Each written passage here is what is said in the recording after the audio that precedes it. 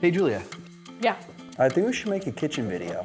that's a really good idea. Didn't Ricky already film a kitchen video here though? Yeah, he did. He had a pretty big setup for showing his process for canning berries and making jam. Do you have any tips for filming in the kitchen? Oh yeah. Let's go to Ricky's house and I'll show you how I'd do it.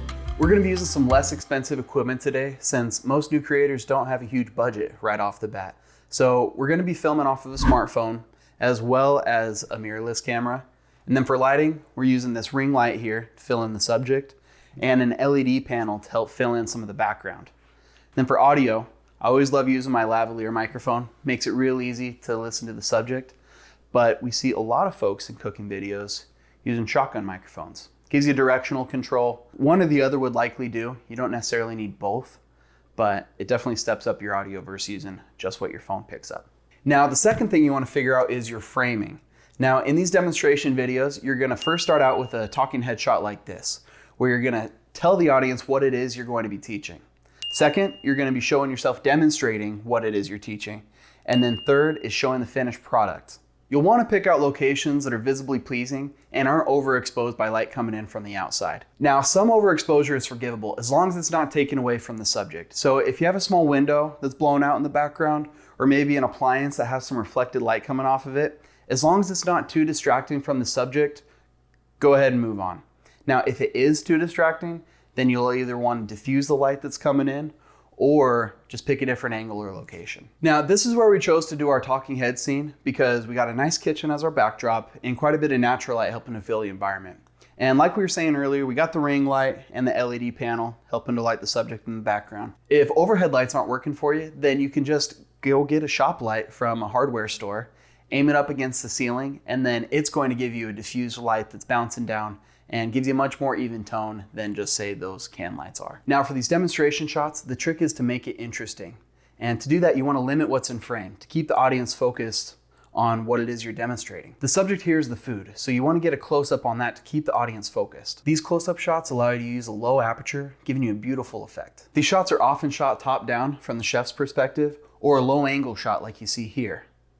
Once you figured out where you want to do these shots, the next thing to figure out is framing and lighting. So get your camera set up to where the framing's just right and see how it looks. From there, you might need to add light or diffuse light that's coming in to help with any overexposure.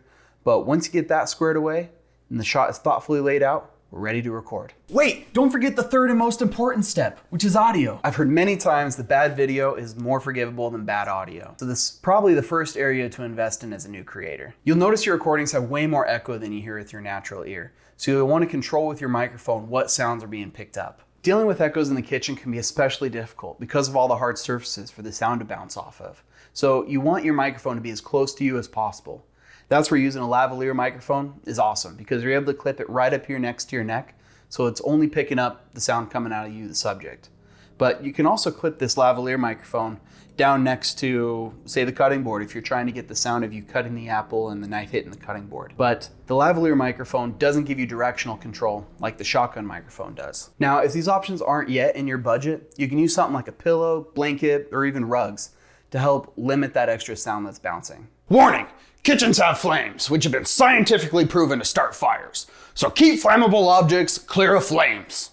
Well, that's gonna do it for us today. All right, in Ricky's kitchen, there was a ton of natural light, but we want to show you how to get a similar effect when you're in a really dark kitchen without any windows. There are some windows way back there, but they're back in the living room. We have them shut so you can get an idea of what it would be like to film at night or in a kitchen that's really dark, like this one. So there's some benefits to that. You don't have to worry about clouds moving or other challenges with windows, but it means you have to produce all of the light on your own. So we have a lot of light we're gonna go over. The first we're gonna talk about are these hanging fixture lights. Now we decided to turn off the can lights because the can lights were very yellow toned. And we wanna use a more cool white toned light because first of all, the difference, the contrast between the two of them just doesn't look right to have some really cool toned lights and some really warm toned lights. And also in a kitchen setup, it makes sense to have that white clean look. Another big benefit of these overhanging fixture lights is that they are in front of me, so it makes me really stand out from the background. We have really dark cabinets here, and I don't want those to get lost and kind of disappear either. So there's a panel light to the right over here at an angle, which does two things. It reduces glare on all the hardware, and it also makes the wood and the cabinets stand out a little bit so they don't totally disappear, and it adds some interest. Okay, now over here we have a ring light, and usually those are used as key lights, but we're using this one very differently because we have it angled up at the ceiling to give an overall diffused light source without having to use the can lights, because the can lights are creating some harsh shadows. They just don't look nearly as good as this big diffused bright white light. And then we're gonna use another panel light because that's what we have on hand. And that is gonna be the key light that brightens me a little more. And these panel lights are pretty affordable. So definitely check those out. We have it linked in our description. Now you may have noticed that we have the framing with the camera off to an angle a little bit. And that's mainly because with all of the lights we have all over the place, these stainless steel appliances looked insane with so much reflection. And so that really helps with that. And another benefit is that with this fairly small kitchen, it also adds depth and makes the kitchen look a little bigger than it actually is. Okay, now we're gonna get into some demonstration shots. And again, we're framed in on the counter, but this time from head on. Now, the very first thing you wanna do is get your kitchen absolutely spotless. What are you doing? Just kidding. All we have to do is get this much clean because that's all you're gonna see in the frame. So don't let a messy kitchen stop you from filming. Now I'm gonna show you how to do a demonstration kitchen shot.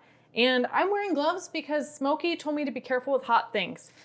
And this is an extremely hot thing. This is the ghost pepper limited edition pizza. I think it's seasonal. They bring it back every year from Flying Pie Pizza here in Idaho. And it is extremely hot. I'm gonna eat it at the end of this video, and I promise you I will be in tears. We're using gloves because I've touched my eyes before after touching this, and it is not fun at all. Okay, so these bendy tripods are really cheap and they're awesome for getting shots like this. This gives me a really good top-down view. And I like the phone screen because it's nice and big, so I can see exactly what I'm doing when cooking. Another angle you can try if you don't have a bendy tripod and you don't want to get one is just doing a regular tripod with your phone to the side like this. Now, if you can do both, that's even better. You probably don't have two phones, but you could always alternate. You could do this for a while so you can get that view and then switch to this for a while. This gives you a really nice cinematic shot, and you can also see the food fairly well. If you only have this camera, it'll be okay. Every kitchen is very different, which is why we wanted to show you multiple examples so you could use different aspects of each of them to make good videos in your own kitchen. So pick different things that are gonna work for you. Now it's time to eat this pizza, and comment with a skull emoji if you wanna see more videos like this. Okay, here goes.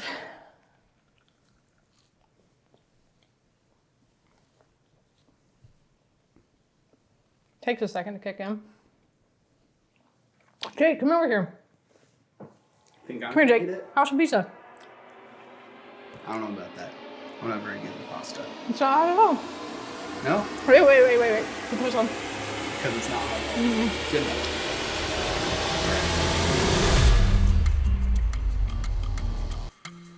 It's like, oh.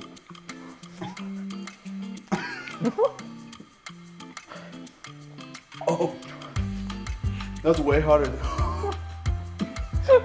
His face is sweating already. I don't need milk. I'm tough. You gonna finish your piece?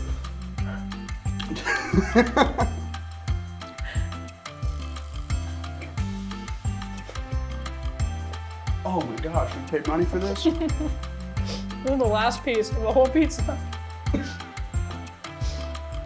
I've been saving it for this occasion. You're crying. Not me. I'm not crying. You're crying. I'm not crying, you are. Oh.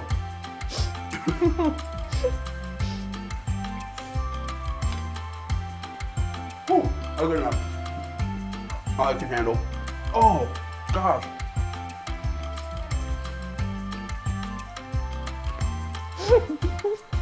You okay?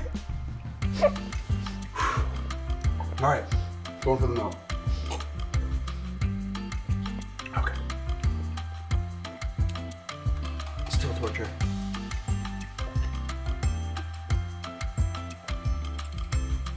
Oh. Oh gosh.